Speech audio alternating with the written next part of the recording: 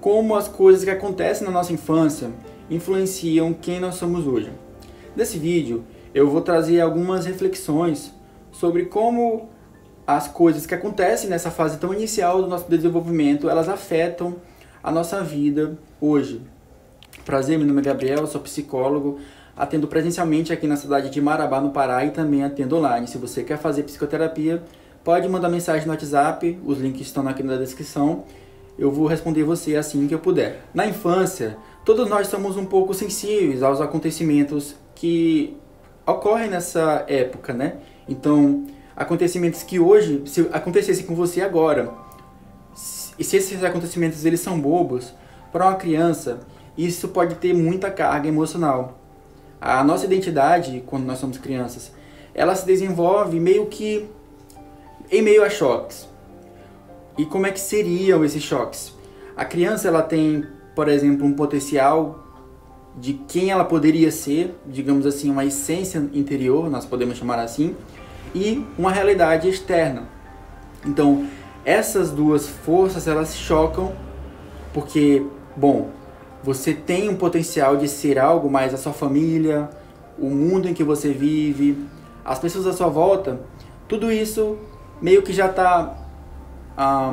tem uma regra específica de como você deve ser nesse lugar onde você nasce, né? Então isso pode acabar entrando em conflito. O mundo, a sociedade, as pessoas elas dizem o que é o certo e o que é o errado. E você acaba, por aceitação, aprovação, se moldando a isso, né? Você se aceita com base na aceitação dos outros. Você molda o seu comportamento com base nesse mundo em que você está. Então, de certa forma, é necessário ter uma máscara social, algo a mostrar para o mundo.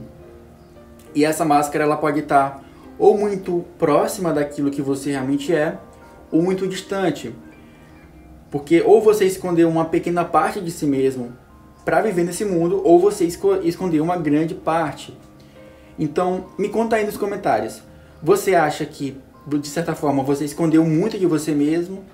Ou você acha que você escondeu só um pouco? Mas a verdade é que às vezes você nem tem noção do quanto que você acabou escondendo para caber nesse mundo. O quanto que você reprimiu. Porque isso acontece em grande parte de uma forma inconsciente. Você não tem conhecimento de que você está fazendo isso. Mas essas coisas, elas te afetam. Você pode ter inclusive qualidades enterradas que por algum motivo você precisou esconder elas, porque isso não era esperado. Ou então não era algo que era aprovado pelas pessoas ou valorizado. Então você acaba escondendo algumas coisas porque você entende que isso é ruim. Só que, ao mesmo tempo, reprimir, em algum grau, não é necessariamente algo negativo. Porque você pode, por exemplo, reprimir uma parte da sua agressividade, da sua raiva, entre outras coisas.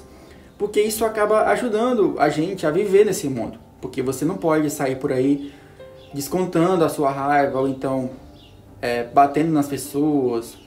Então isso ajuda a gente a viver em sociedade.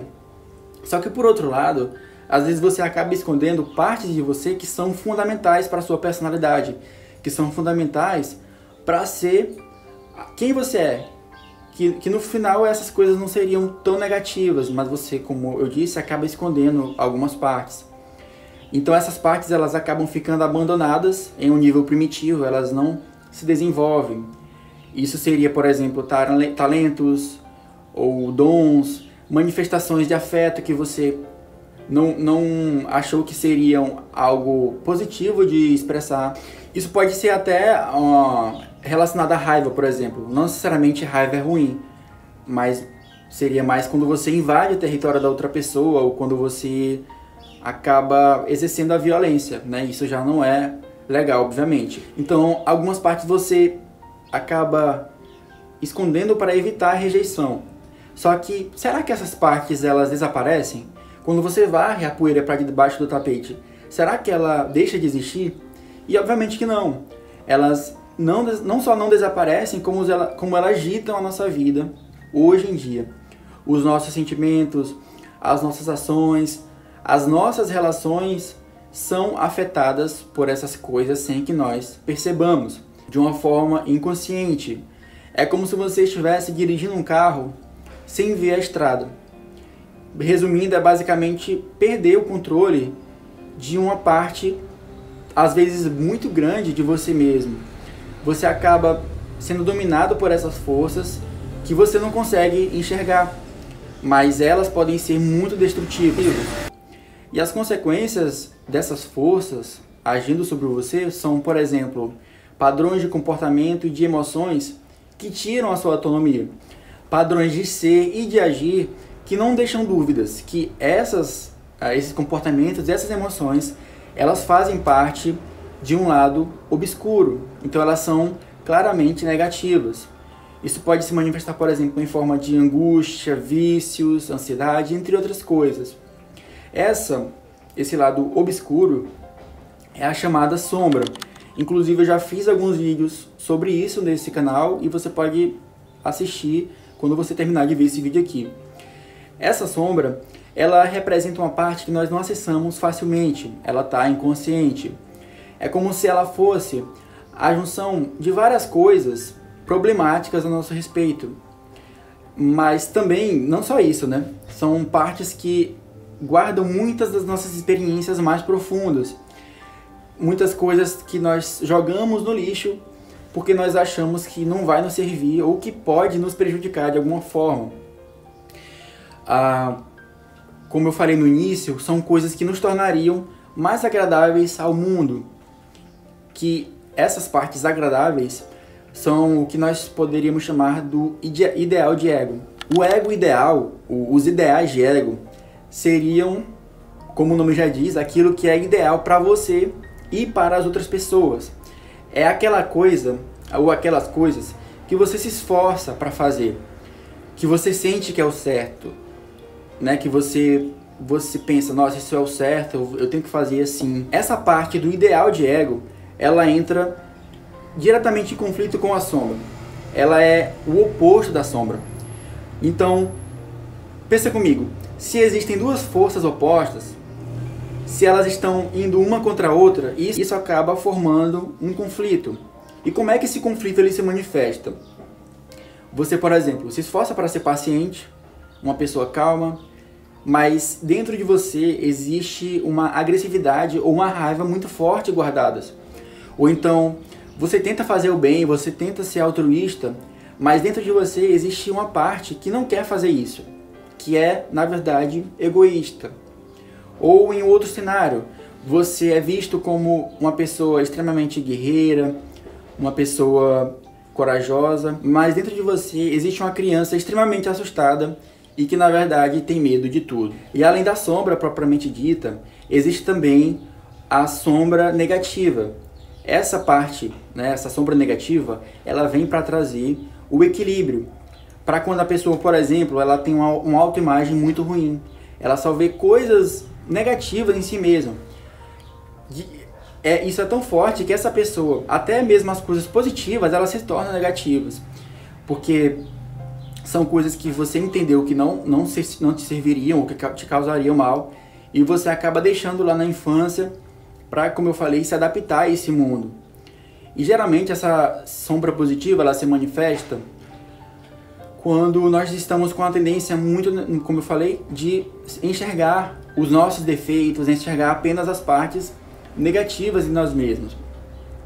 Essa sombra positiva, ela pode vir para tentar lembrar a gente de que existe alguma coisa, né, boa em nós, positiva. E como é que isso pode se manifestar? Por exemplo, você tem um sonho que acaba te lembrando das habilidades que você tem, das coisas positivas, dos seus talentos, das qualidades que você esqueceu. Eu posso até gravar um vídeo a respeito disso, explicando de uma maneira mais profunda. E uma outra forma que você pode tentar olhar para essa sombra positiva é por meio da psicoterapia. Né? Você pode acabar não vendo muitas coisas que, por exemplo, um psicoterapeuta pode te ajudar a ver, ou usar algumas técnicas para explorar esse lado mais profundo. Na infância, né, o ambiente, as pessoas, a cultura, tudo isso acaba colocando você em um processo de escolher quem é que você vai ser. Isso pode ser consciente ou não, mas na maior parte das vezes isso é inconsciente. E você, como eu falei, joga isso pro lado ali, esconde aquilo e você acaba esquecendo. Só que felizmente ou infelizmente, isso acaba voltando de alguma forma para lembrar você de quem que você é. Pode voltar isso pode voltar na forma de uma angústia, como eu falei, de um vício ou de uma ansiedade. Então isso pode aparecer em forma de problemas. E você pode acabar se cansando de carregar tudo isso sozinho e sendo obrigado a olhar para isso, olhar para as partes que você acabou negando. Isso pode sim ser doloroso, isso pode ser vergonhoso, mas pode ser o caminho para trazer o equilíbrio e diminuir essa tensão. E, por exemplo, como eu falei, um processo de autoconhecimento, um processo de psicoterapia pode te ajudar muito nesse sentido. Se você gostou desse conteúdo, se você quer ver mais vídeos como esse, comenta, né? Clica no gostei e envia esse vídeo para alguém que pode gostar também. E até o próximo vídeo.